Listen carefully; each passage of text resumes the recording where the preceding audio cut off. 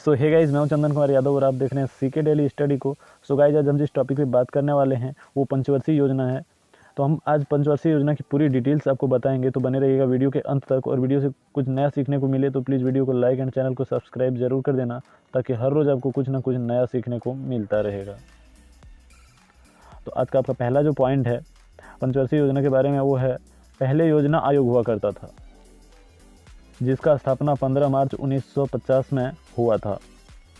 इस आयोग को 17 अगस्त 2014 को बंद कर दिया गया था, क्योंकि इसके बदले में जो है एक नया आयोग लेकर आया था, जिसका नाम था नीति आयोग। नीति आयोग की अगर फुल फॉर्म की हम बात करें तो national institution for transforming India होता है। इस आयोग का मुख्य कार्य जो था वो था विकास और निर्माण करने का। नीति आयोग की स्थापना 1 जनवरी 2015 को हुई थी। अगर इसकी बात करें, इसका जो चेयरमैन कौन होता है, तो जो प्रधानमंत्री होते हैं, वर्तमान में जो प्रधानमंत्री होते हैं वही जो है इनके चेयरमैन भी होते हैं। इनका जो सदस्य होता है, तो सभी राज्यों के मुख्यमंत्रियों को इनका सदस्य बना दिया गया था। और अगर हम बात करें कि पंचवर्षीय योजना को बनाने का उद्देश्य जो है क्या था, तो वो अर्थव्यवस्था में जल्दी से जल्दी और प्रगतिशील तरीके से विकास और निर्माण हो सके। पंचवर्षीय योजना को जो है स्थापित करने का उद्देश्य जो था वो था अर्थव्यवस्था में जल्दी से जल्दी और प्रगतिशील तरीके से विकास और निर्माण हो सके, तथा हम अपने समाज में शिक्षा को बढ़ोतरी दे सकें और अनपढ़ता को कम कर सकें, यानी सभी लोग शिक्षित हो सके। अब हम देखते हैं फर्स्ट 5 ईयर प्लान्स यानी पहली पंचवर्षीय योजना में क्या हुआ था। तो इस चरण के दौरान देश में 5 IIT स्थापित किए गए थे।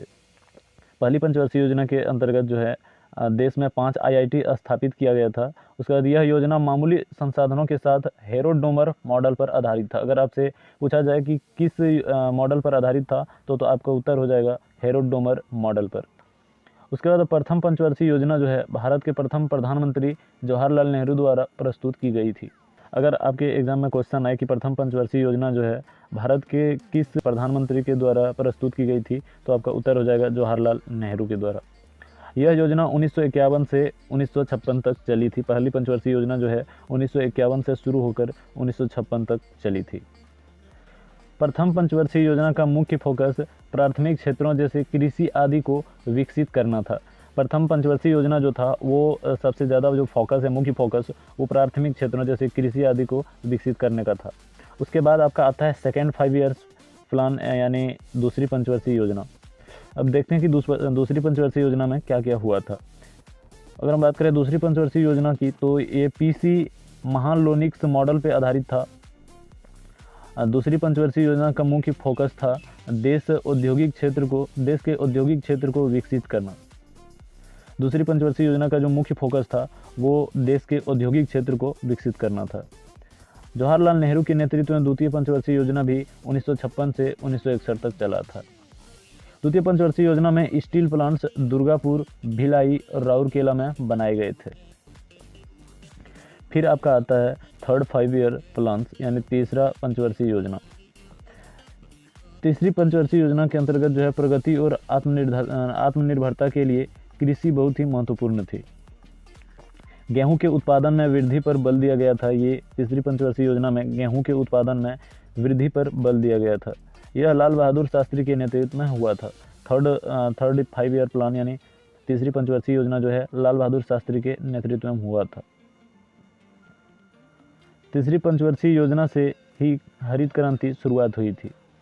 अगर आपसे क्वेश्चन पूछा जाए कि किस पंचवर्षीय योजना के दौरान हरित क्रांति की शुरुआत हुई थी, तो आपका उत्तर हो जाएगा तीसरी पंचवर्षीय योजना के अंतर्गत। यह योजना आयोग के उपाध्यक्ष DR गाडगिल द्वारा प्रस्तुत मॉडल पर आधारित थी और इसलिए इसे गाडगिल योजना भी कहा गया।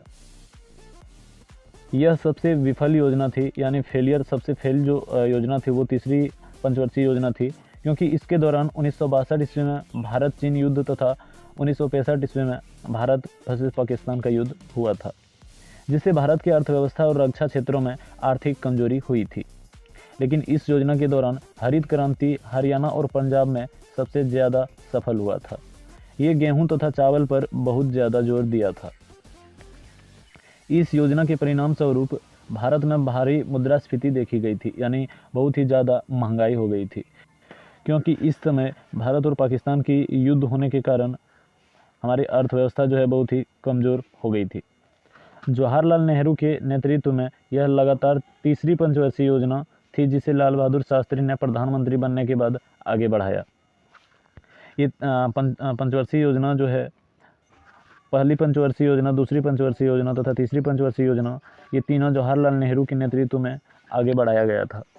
तीसरी पंचवर्षीय योजना का मुख्य फोकस भारत की अर्थव्यवस्था को मजबूत करना था, लेकिन दुर्भाग्य से तीसरी पंचवर्षीय योजना युद्धों और सूखे पड़ने के कारण असफल रहा। इसकी अगर लक्ष्य वृद्धि की हम बात करें तो 4.6% थी, जिसमें से 2.4% की विकास दर हासिल करने में सफल रहा था। उसके बाद तीसरी पंचवर्षीय योजना फेल होने के कारण, यानी असफल होने के कारण, अंतिम विफल तीसरी पंचवर्षीय योजना के जवाब में भारत सरकार 1966 से 1969 के बीच 3 वार्षिक योजनाएं के साथ आई और इसे योजना अवकाश कहा गया। यह योजना कृषि और सभी संबंधित क्षेत्रों पर जोर देकर आर्थिक विकास पर केंद्रित थी। अब आता है आपका चौथी पंचवर्षीय योजना। परिवार नियोजन और जनसंख्या नियंत्रण कार्यक्रमों पर अत्यधिक केंद्रित थी। चौथी पंचवर्षीय योजना जो है परिवार नियोजन और जनसंख्या नियंत्रण पर कार्यक्रमों पर अत्यधिक केंद्रित थी। पाकिस्तान ने बांग्लादेश में संघर्ष के कारण भारत के खिलाफ युद्ध छेड़ दिया था, जिससे भारत के आर्थिक विकास में बाधा उत्पन्न हो गई थी। ये 4th 5 ईयर प्लान यानी चौथी पंचवर्षीय योजना के अंतर्गत हुआ था। चौथी पंचवर्षीय योजना के अगर नेतृत्व की बात करें कि उस समय यहाँ का भारत का प्रधानमंत्री कौन था, तो इंदिरा गांधी के नेतृत्व में शुरू की गई थी, जो कि 1969 से 1974 तक चली थी। चौथी पंचवर्षीय योजना के 2 प्राथमिक उद्देश्य थे: स्थिरता के साथ विस्तार और धीरे धीरे आत्मनिर्भरता। चौथी पंचवर्षीय योजना के दौरान 14 बैंकों का राष्ट्रीयकरण किया गया था। यह योजना भी हरित क्रांति पर बल दिया था। चौथी पंचवर्षीय योजना के दौरान जो है 14 बैंकों का राष्ट्रीयकरण किया गया था। यह योजना भी हरित क्रांति यानी हरित क्रांति पर चौथी पंचवर्षीय योजना भी बल दिया था। चौथी पंचवर्षीय योजना भी असफल रहा, क्योंकि इसने केवल 3.3% विकास दर हासिल की थी, जिसका लक्ष्य अगर की बात करें तो 5.7% की थी। लक्ष्य इनका 5.7% था, लेकिन हासिल 3.3% ही हुई थी। हरित क्रांति का जनक की अगर बात करें कौन है, तो S.K. स्वामीनाथन हैं, लेकिन इनके सबसे पहले जो जनक इनके पिता के नाम से जिनको जानते हैं वो है नॉर्मन बोरलॉग। अब आ जाता है आपका 5th 5 ईयर प्लान यानी 5वीं पंचवर्षीय योजना। इस योजना में इंदिरा गांधी ने गरीबी हटाओ योजना, रोजगार, न्याय, कृषि उत्पादन और रक्षा को प्राथमिकता दी थी। पांचवी पंचवर्षीय योजना 1974 को शुरू की गई थी और 1978 तक चली थी। इस योजना के बाद ही 1975 से 1976 तक आपातकाल दौर से गुजरा था।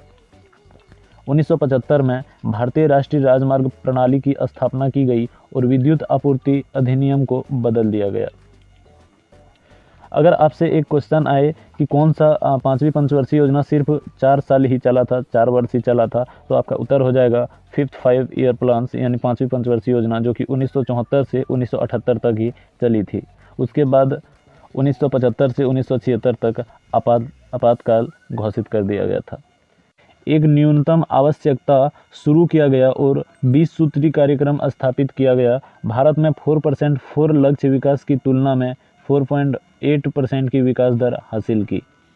इस योजना के समय भारत के राष्ट्रपति फखरुद्दीन अली अहमद थे। उसके बाद आता है आपका रोलिंग प्लान। रोलिंग प्लान 1978 में मोरारजी देसाई सरकार द्वारा पेश किया गया।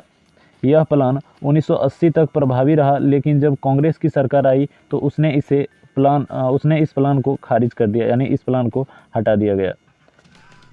उसके बाद आता है आपका 6th 5 ईयर प्लान यानी 6ठी पंचवर्षीय योजना।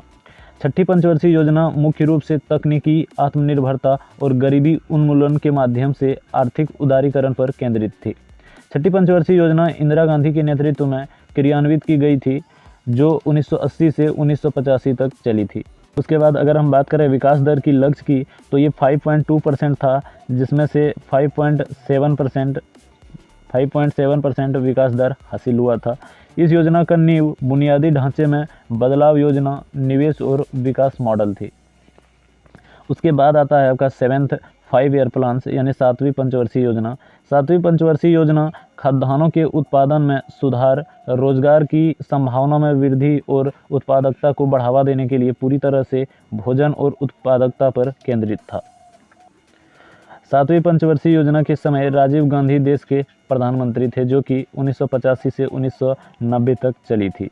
7वीं पंचवर्षीय योजना के समय जो है भारत के प्रधानमंत्री कौन थे, तो राजीव गांधी थे, जो कि 1985 से 1990 तक चला था। इस योजना के अंतर्गत पहली बार निजी क्षेत्र को सार्वजनिक क्षेत्र से अधिक प्राथमिकता मिली थी।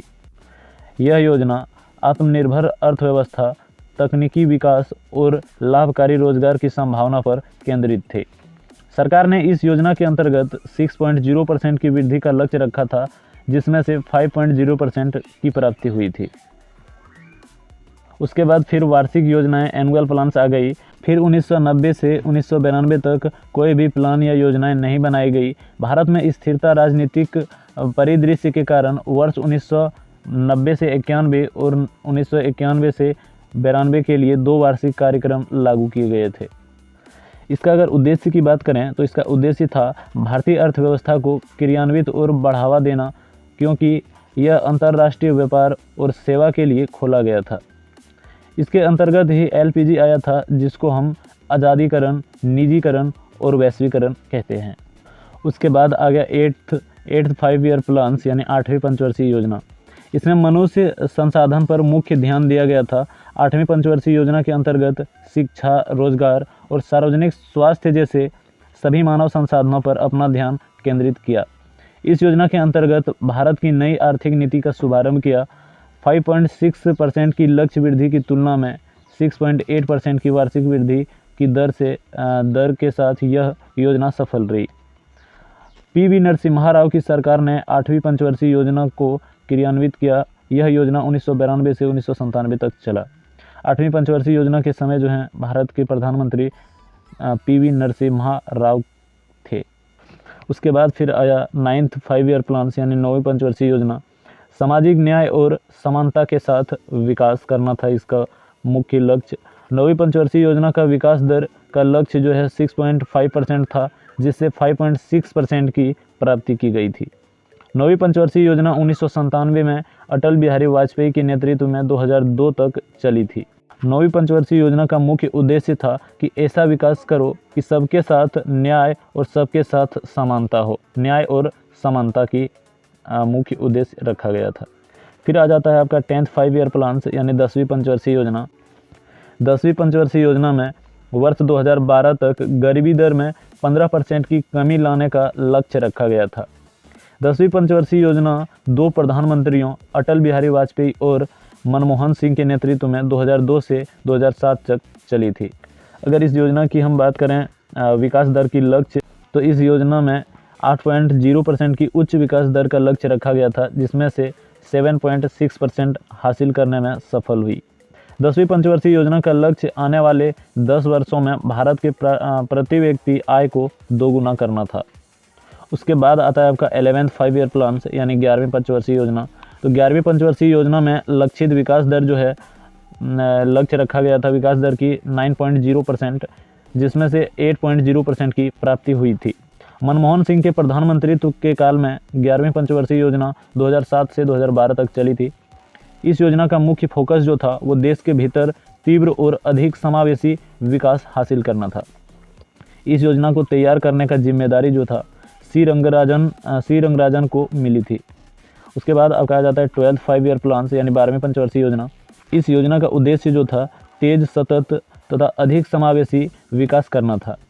लिंग और सामाजिक अंतराल को दूर करना था, उच्च शिक्षा को बढ़ावा देना था, कुपोषण को कम करना था।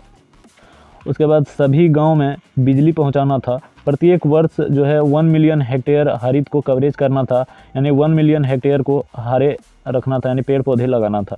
हर परिवार को 90% बैंकिंग सेवाएं प्रदान करना था। ऊर्जा आपूर्ति में प्रति वर्ष 6.5% से 7% की दर से वृद्धि करनी थी। यह योजना 2012 से 2017 तक चला था। इस योजना के बाद 1 जनवरी 2015 को नीति आयोग आ गई और इस योजना को पंचवर्षीय योजना को बंद कर दिया गया। तो आई होप गाइज कि आपको इस वीडियो से कुछ नया सीखने को मिला होगा। अगर वीडियो से कुछ नया सीखने को मिला हो तो प्लीज़ वीडियो को लाइक एंड चैनल को सब्सक्राइब जरूर कर देना, ताकि हर रोज़ आपको कुछ ना कुछ नया सीखने को मिलता रहे। मिलते हैं अगली वीडियो में, तब तक के लिए जय हिंद जय भारत।